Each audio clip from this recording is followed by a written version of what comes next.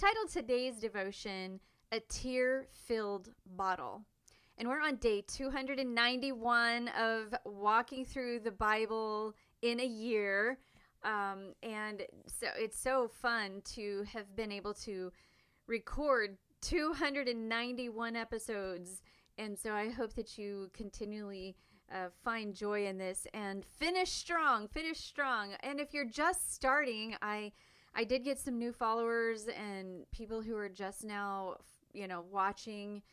And so if you are just now finding this podcast, just, I have a playlist and you can go all the way back to the very beginning of the year if you want to start with day 1, or you can choose a month. They have the date on every single podcast episode and what day it is. So however you're doing it, whether it's you're starting with day 1 in January or you're starting with day 1 in November or you want to follow it monthly, it's however you want to do it. But there will be 365 devotions put up on my YouTube channel so that you can go back through the playlist in years to come and find this. So that was my goal, is to record all these for a year and let them be out there for all of you. So with that being said, today's October the 18th, if you are following the calendar day. And like I said, we're on day 291 of following the, or going through the Bible. And I do it differently. I'm doing it alphabetically, and you start with the book of Acts and move through it, hitting a little bit of the New Testament and a little bit of the Old Testament each month, usually each month. Okay, so today's morning rinse is what you would read if you are following along on the journey of trying to read through the Bible alphabetically. So today's morning rinse is what you would read. It's Psalms 55 through 58. And the featured verse for today that I pulled out to focus on for my devotion is Psalms 56:8. You have taken account of my wanderings. Put my tears in your bottle. Are they not in your book? Sometimes when we are reading the book of Psalms, I will think to myself, goodness, David sure did mourn a lot. He was talking about tears and talking about, grieving and just some of the downward spiral that he would have. He did seem sad a lot, with a consistent undertone of grief and fear and anxiety. I mean, can you imagine, though, living a life consistently and constantly being chased and hunted to be killed in that season of his life? I cannot understand what that feels like. I don't know. I haven't experienced it. And I would venture to say that most people have not experienced it. High-level executives might, and high-level political figures do. And there are a lot of people that, in those positions will get death threats, and often they will get killed. But the reality is most people cannot relate to the level of what that feels like, and, constantly running from cave to cave and, hiding in the whole bit. I mean, I can't imagine it. And the awful part of his dilemma is he was hunted not by his enemies, but by a former close friend. You can read that in Psalm 55:12 through 13. His honest feelings are raw, showing us that he shed many tears as he went through this. I mean, I can't imagine, just like what I was saying, I can't imagine being chased and killed or given death threats and what have you. Okay, I can't imagine what that feels like, but there are some people who live with that all the time. But to take it from, yes, there are people who are out there with a mission to kill others and so evil. I can't imagine having that come from a person who was a former friend, turning on you and turning on anyone and then becoming someone who is deemed as an enemy. I can't imagine. So his grief is coming from that level as well. God, though, he knows not only the number of hairs on our head, which is in Matthew 10:30. And if you haven't gone back and watched my interview with Dre, who has alopecia, no hair on his body, you've got to watch that interview. It's back when we were studying Matthew. And so go back and find that episode. You'll be able to just go back through it. It's all in alphabetical order, so you can just scroll through my playlist and find that. It's Matthew. The morning rinse is the Matthew 10 chapter. So God not only knows the number of hairs on our heads, he also knows about every tear that we cry. I was once on a leadership team for the women's ministry at a church. I attended way, way, way back, years and years ago, decades ago. And so I was on the leadership team for this women's ministry, and we were having our monthly meetings, and every single meeting that we would have, we would prepare something for the ladies. And it wasn't monthly, it was actually quarterly, sorry. And in preparation for our quarterly gathering, our guest speaker decided to speak on the topic of tears. And so, to give the ladies something tangible to remember the truth that she spoke about, we took some of the ministry funds to purchase little small glass bottles with, a cute little matching lid for each of the ladies, just as a keepsake for remembering how God keeps our tears in a bottle. I still have my bottle, and it sits on my office bookshelf. Here's my bottle. It sits on my bookshelf behind me, and I have often gazed at this bottle as a reminder that no matter what I'm going through, he sees my tears. He catches my tears in his heavenly bottle. And I've even pictured him in my mind's eye holding that bottle close to his heart and letting me know that he cares and he understands my pain. I mean, in that time, I can just see him holding his bottle that's named Anita to his heart. And being that caring, loving father that he is, just holding it. He wants us to take our burdens to him and leave them there. He wants us to, yes, be raw with him like David was. And also realize that he hears us and captures our tears. He wants us also in that crying state, in that tear-jerking moment. He wants us to be honest with him in that raw state. But he also cares so much about us and understands our pain. But he doesn't want us to hold our pain. He wants us to take our burdens to him and leave them there. In fact, David advised us to cast our burdens to him. That's in Psalm 55:22. And when one is casting something, in essence, they are actually forcefully throwing it. If you think about, like, my son-in-law, Dre, you've all have met him on here several times. He likes to fish, and he's even started taking my grandbaby boy, my grandson, out fishing with him. And, when they take the fishing pole and they get ready to cast it in the lake, it's a forceful cast. You have to throw it forcefully. It's the same thing with shot put. If you're watching people who are, at a track meet, these shot put competitors will spin around and then they will throw the shot put as hard as they possibly can, as far as they possibly can.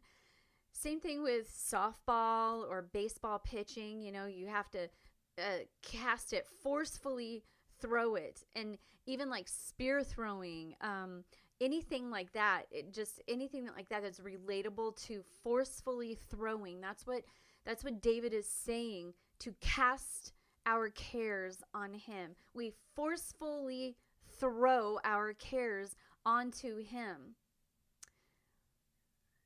It applies to casting our burdens as well.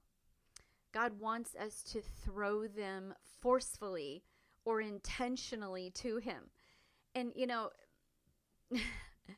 the reality of it is, he's the greatest catcher of all times, Many of you know that my daughter is a pitcher, and you have to have a good catcher when there's a good pitcher who's forcefully throwing and pitching that ball. The catcher has to be great. God is the ultimate catcher of our burdens, and he wants us to throw them forcefully or intentionally to him. And in that casting, we have to fully let go. We have to cut everything that ties us to that burden. And it's emotionally difficult at times, because sometimes I know there are people who are literally addicted to drama. They want drama in their life. They're addicted to anxiety. They want anxiety in their life. They don't know how to live without it. And part of, this verse or this thought is, cast your burden onto him, for he cares for us. We must fully release them, and then we have to hand him our bottle. That featured verse is, you have taken account of my wanderings. Put my tears in your bottle. Are they not in your book? I am challenging all of you guys today to, oftentimes I challenge you guys with self-reflections, or looking at your life and, looking at sometimes the mistakes that we make and repenting of those. And while that's all great and that's needed in our daily walk, because our soul needs to continually be saved all the time. We have to continually get our soul closer and closer and closer to Jesus. Every day it's a growth of some sort. So sometimes I have these challenges on here where we are self-reflecting and going about our day and,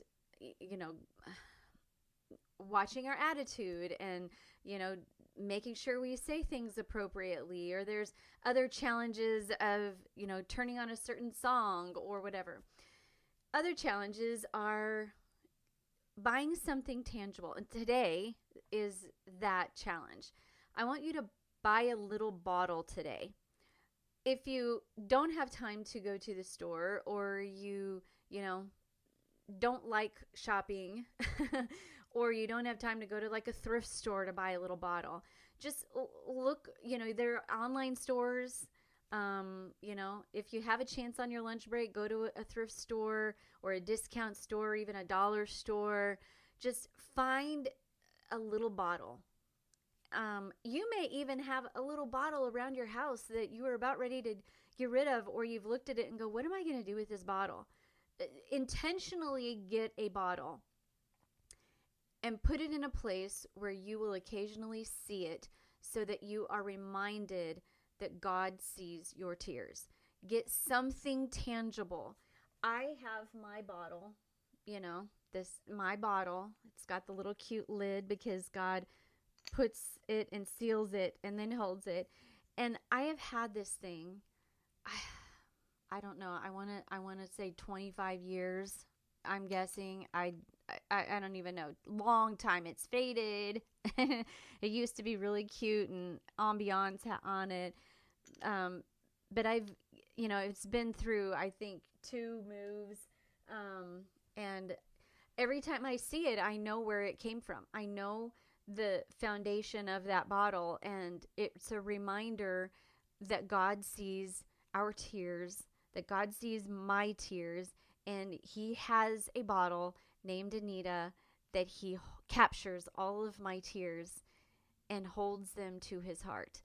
And so I want you to buy a bottle. Buy a little trinket bottle. It doesn't have to be big. I think probably those were $1.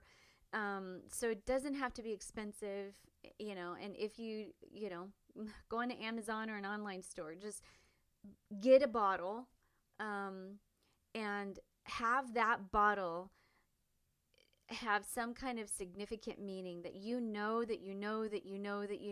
that bottle is there to remind you so that you never forget. I mean, oftentimes I look around my house and I see little trinkets or things that are sitting around, and I'm like, I can't even remember where I got that thing from. And I know it was probably important at the time, but I don't remember where it came from. I don't know if somebody gave it to me. This bottle, I want it to always be a reminder for that specific reason so that you never forget where it came from. And that's what I want. That's a tangible challenge for you today, to get something that will remind you that God sees your tears, that God is there for you through any kind of challenge that you are going through, any kind of heartache, any kind of grief, any kind of challenge or hard time. God sees your tears. And you know that every single day you not only get a devotion and you get a challenge that's directly related to that devotion, but you also have an instruction called evening reflection. The evening reflection is where at nighttime, after you've done the devotion and after you've done the challenge and you've had your conversations with God, if there's one in that challenge, you have an evening reflection. And that's when you pull out your journal and you answer a few questions regarding that specific day. And when you're pulling out that evening reflection, I know I've mentioned this in the past, where if you put the date on it, like the year rather, put the year on there, and you'll be able to maybe add to it for years and years to come. But in your evening reflection today, answer the question of whether or not you knew. Did you know that God puts your tears in a bottle, or is this a new thought process for you? And if you already know that He does this, is this a new refreshing reminder of that? How does it make you feel? Do you feel heard by God? Do you feel even more so loved by Him? How does it make you feel when you are thinking about this?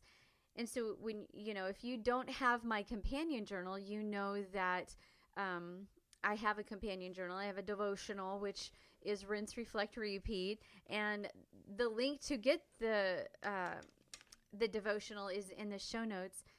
But I also have my companion journal in the show notes. And in the companion journal, I have, it's not a standalone journal. It's something that's specifically for this devotion or this devotional book. And you're able to see what the evening reflection was and what the featured verse is. And write down, your year. And if it's, whatever year it is, 2027, I don't know, or 2025, whatever year it is, you'll be able to write down and answer the questions. And then the next year, come back and say, what did I write down? What was I going through at this moment?